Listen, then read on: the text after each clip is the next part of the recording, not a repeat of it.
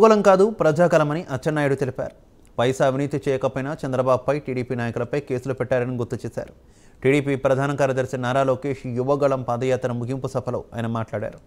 రాష్ట్రాన్ని జగన్ సర్వనాశనం చేశారని మండిపడ్డారు.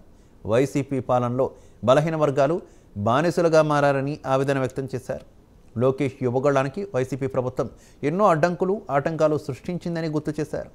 జనసేన టీడీపీ కూటమికి 160 స్థానాలు వస్తాయని అచ్చెన్నాయుడు ధీమా వ్యక్తం చేశారు. మనందరం కూడా ఈ రోజు మళ్ళీ తెలుగుదేశం జనసేన తెలుగుదేశం పార్టీ ఒక్కటే ఉన్నప్పుడు ఒక సంవత్సరం ముందు నేను చెప్పాను 160 స్థానాలు తెలుగుదేశం పార్టీకి వస్తాయని. చాలా మంది నవ్వారు. అచ్చెన్నాయుడు ఏంటి 160 స్థానాలు వస్తాయని. ఇప్పుడు తెలుగుదేశం పార్టీకి పవర్ స్టార్ పవన్ కళ్యాణ్ కలిశాడు. ఇక్కడ వైసీపీది దబిడి దుబిడే.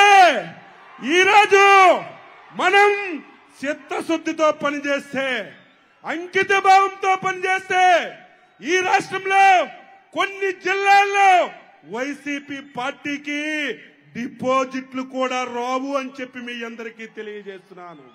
ఆ రకంగా మనందరం పనిచేద్దామని గ్రామ స్థాయి నుంచి రాష్ట్ర స్థాయి వరకు ఎక్కడ కూడా మన మధ్య చిన్న విభేదం ఉండడానికి వీల్లేదు. ఈ దుర్మార్గుడు, ఈ సైకో ఆ ప్రయత్నాలు కూడా చేస్తాడు. కులాల మధ్యన తగాయిదా పెడతాడు, మతాల మధ్యన తగాయిదా పెడతాడు, ప్రాంతాల మధ్యన